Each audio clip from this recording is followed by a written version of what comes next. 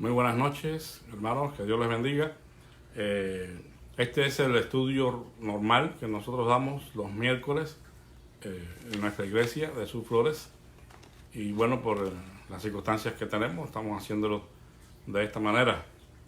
Estamos estudiando ya hace bastante tiempo el Evangelio de Mateo y vamos porciones por porciones, según está dividida en la Biblia, aunque a veces pues esas divisiones no corresponden con la unidad literaria, como es el caso de hoy, pero lo quise hacer así a propósito para que podamos entender a veces porque es que en muchas ocasiones recibimos interpretaciones un poco desviadas o bastante desviadas de la verdad bíblica, del contexto del pasaje.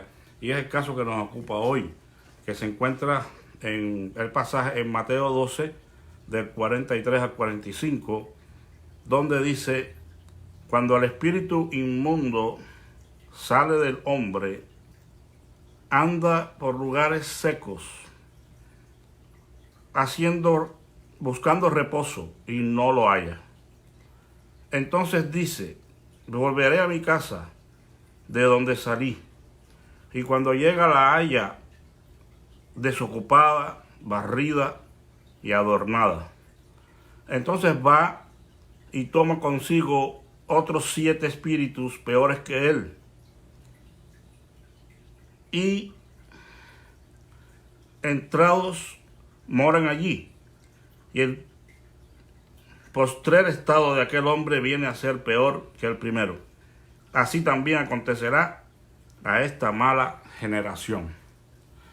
Vamos a orar. Gracias te damos por tu palabra, Señor. Permite que pueda ser de bendición a todos los que la escuchen. En el nombre de Jesús. Amén. Bueno, he titulado a esta pequeña reflexión Vaticinio inevitable. Vaticinio inevitable. Y como decía, pues, el asunto de la división que encontramos a veces en la Biblia no corresponde con la unidad literaria. En este caso, estos versículos que leemos no deberían estar separados de la narración que encontramos en el mismo capítulo, donde se habla acerca de las generaciones, la generación del Señor como una generación mala e incrédula.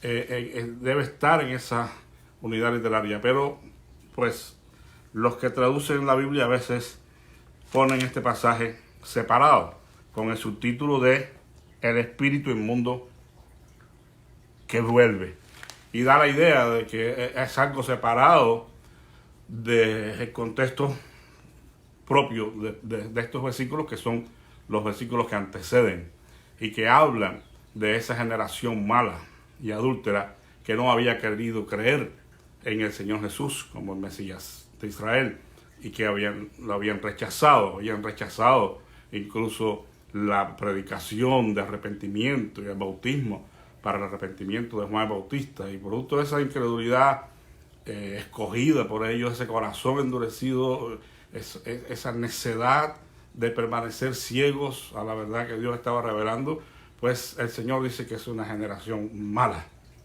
y adúltera, y hace sobre ellas este vaticinio, esta profecía que no puede dejar de cumplirse. Y vamos a ver un momento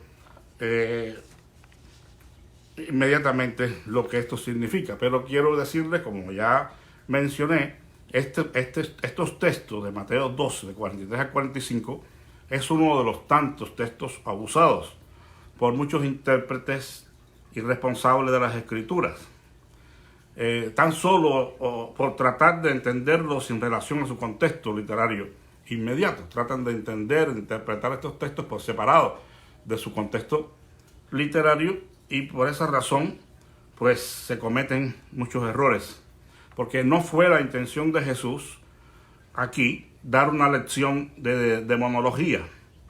Esto no fue ni remotamente el tema tratado por nuestro Señor. Simplemente él estaba usando una analogía que no deja de tener su dificultad inherente por el hecho de que existía la creencia de que los demonios habitaban especialmente en los desiertos o lugares secos. Si esto era una creencia popular en el mundo religioso de entonces, muchos pudieran asumir que el hecho citado por Jesús pudiera ser una probabilidad real. De cualquier manera, no fue el tema en cuestión, sino tan solo una analogía, una comparación que establece una relación de semejanza entre dos cosas completamente distintas. Y tampoco es nuestro tema en esta noche. Vale recordar lo que compartí la semana pasada con relación a las ciudades o a las generaciones clonadas. Yo estaba hablando acerca de esto en este contexto, ¿no? Y vale que recordemos que Jesús había dicho en relación a esta generación, la que él estaba viviendo, que era una generación mala y adúltera por el hecho de no haber creído en él y de mandar una señal, que el Señor hiciera algún milagro, alguna manifestación milagrosa de su poder, para entonces supuestamente dar credibilidad a la verdad de que él era el Mesías. Pero en realidad, pues no lo harían, porque ya tenían bastantes señales y bastantes milagros hechas por el Señor. Y como decía, el ministerio de Juan el Bautista, ellos acudieron allí, muchos de estos religiosos también, y ya saben cómo fue la bienvenida que le dieron, el recibimiento, ¿no? Generación de víboras, ¿quién les enseñó a huir de la ira venidera? ¿Por qué? Porque no estaban en su corazón dispuestos a aceptar la revelación que estaban recibiendo de parte de Dios en cuanto a Jesús. Ellos vieron con sus propios ojos el ministerio de Juan, el ministerio de Jesús, pero no procedieron al verdadero arrepentimiento y a la fe. Esto fue lo que hizo que el Señor diera estas duras palabras sobre ellos, porque habían rechazado y estaban rechazando la revelación de Dios de sus tiempos, la manifestación física del Mesías. Y por esa situación son pues condenados por el Señor, y el Señor dice estas duras palabras. La comparación que hace aquí el Señor del hombre que tiene un espíritu inmundo y que luego de ser liberado es abordado por otros 7 espíritus peores que el que tenía, solo tuvo la intención de enseñar que de la misma forma en que la condición del hombre vino a ser mucho peor, así también le ocurriría a la generación de sus días, en consecuencia a su maldad y a su voluntad obstinada de no creer en el Hijo de Dios. Por eso es que decimos que este vaticinio o esta profecía del Señor sería inevitable su cumplimiento. O sea, su cumplimiento estaba asegurado. ¿Por qué? Porque estas personas se mantendrían en su obstinada decisión de no creer en Él. Como ya hicimos notar, a lo suyo vino y los suyos no le recibieron. Comentaba yo en el estudio anterior de estas generaciones que han seguido a la de Jesús hasta la actual, y decía que eran generaciones clonadas, debido al hecho de que también han rechazado a Cristo y han escogido creer en cualquier otra cosa, pero no en Jesucristo y su Evangelio. Y en esa manera se hacen todas estas generaciones que siguieron a la de Jesús hasta la nuestra, clonadas con aquella, porque esa actitud de rechazo y desprecio del Hijo de Dios ha continuado. Ha sido siempre una constante en las generaciones. Tendríamos que añadir, hermanos, que esto no solamente tristemente ha ocurrido en las generaciones en su totalidad, hablando de las personas que no creen en Dios, que tienen otras religiones. Bueno, específicamente y muy relacionado al caso en particular aquí, tendríamos que decir que aún en los círculos llamados cristianos, eso está ocurriendo. ¿Por qué? Porque muchos están predicando su propio evangelio y no el evangelio de Cristo. Yo no tengo espacio aquí para abordar este tema como debiera. Pero quizás baste que diga claramente que quien no está siendo fiel a la predicación bíblica expositiva, de acuerdo a la fe que fue una vez dada a los santos, la verdad revelada en las Escrituras, quien no está predicando, haciendo un llamado a la fe y al arrepentimiento para con Dios, a la fe en Cristo y al arrepentimiento para con Dios, el que no está predicando para que la gente o los cristianos crezcan en la gracia y en el conocimiento de Dios por medio del estudio de su palabra. Aquellos que no predican en contra de los apetitos de la carne que batallan contra el alma. Los que no llaman con conciencia, con seriedad y con urgencia a vivir una vida santa para Dios. Los que no anuncian que Cristo viene pronto, no están predicando el Evangelio de Cristo. Por ende, no podremos esperar otra suerte para nuestra generación que la de la generación de Jesús. Porque lamentablemente todo irá de mal en peor. No hay buenas noticias en las Escrituras para los últimos tiempos. Y nosotros, que somos el pueblo de Dios, esa manada pequeña a la cual el Padre le ha placido dar el reino, tenemos que perseverar en fidelidad, en fe, con valor y fe, como dice el himno, ante todas estas circunstancias adversas. No podemos esperar mejorías. Incluso la Escritura dice claramente, cuando digan paz y seguridad, vendrá repentina destrucción sobre todos. Porque los juicios de Dios son inevitables. Solamente asegurémonos nosotros de estar guardados por su poder, en su mano, para que nada nos pase. ¿Qué debemos hacer ante esta situación? Bueno, los que hemos alcanzado el perdón de los pecados en Cristo y la esperanza de la vida eterna, solamente debemos continuar librando la batalla de la fe, aferrados a las eternas promesas de Dios que tenemos en Cristo Jesús, las cuales dice la Escritura que todas son en el sí y en el amén por medio de Él. O sea, no hay manera de que estas promesas no se cumplan, de que estas promesas no nos sostengan en este día de la prueba. Si hacemos eso, si somos ese pequeño remanente, esa manada pequeña, entonces no debemos temer, porque estaremos bajo el amparo de nuestro Señor. Hemos sido perdonados, hemos sido limpiados de nuestros pecados, pero una cosa debemos hacer: no dejemos la casa sin muebles, entre comillas, es una figura.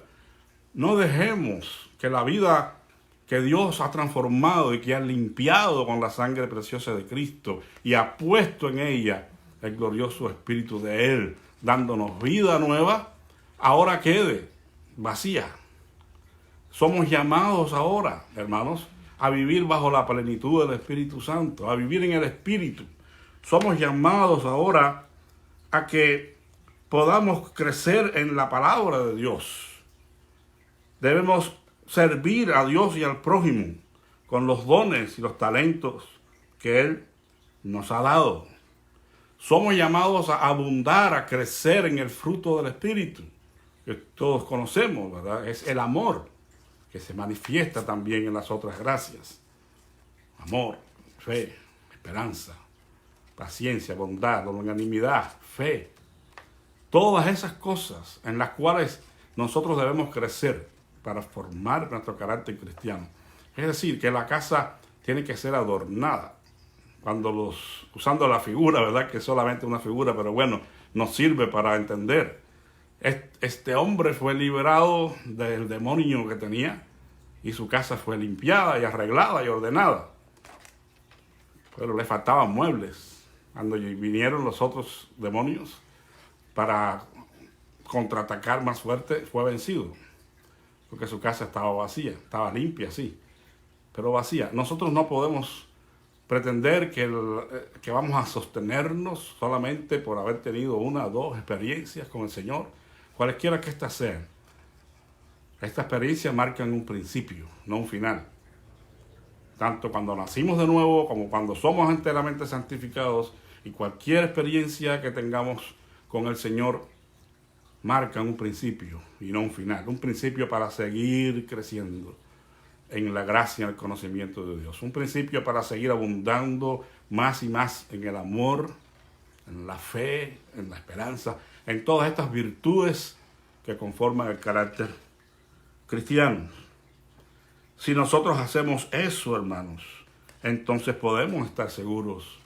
Y dice la Escritura, el mismo Señor Jesús, que estas son mis ovejas, las que oyen mi voz y me siguen.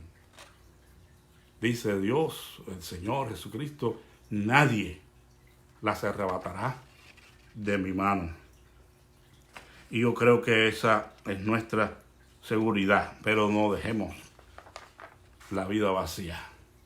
Sí, hemos sido limpiados, pero ahora hay que ser llenados con las virtudes de Dios, con los frutos del Espíritu Santo, y servir a Dios con los dones que Él nos ha dado. Quiero dejarles con un pensamiento de un hombre que fue usado por Dios poderosamente para transformar su nación. Y todos, por lo menos los nazarenos, sabemos de quién estoy hablando. Estoy hablando de Juan Wesley. Que estas palabras de Wesley nos puedan seguir todos los días de nuestra vida también, hermanos, para hacer la diferencia en medio de la generación que estamos viviendo.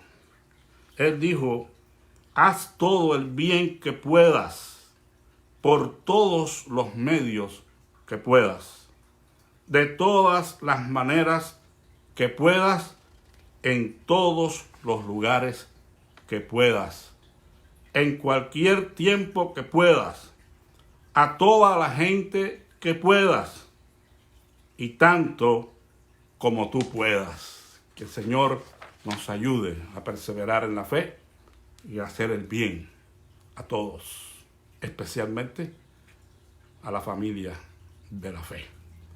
Que Dios les bendiga. Espero que nos podamos ver cada miércoles compartiendo una pequeña porción de la palabra de nuestro Señor. Que tengan una excelente noche. La paz de Dios sea con todos.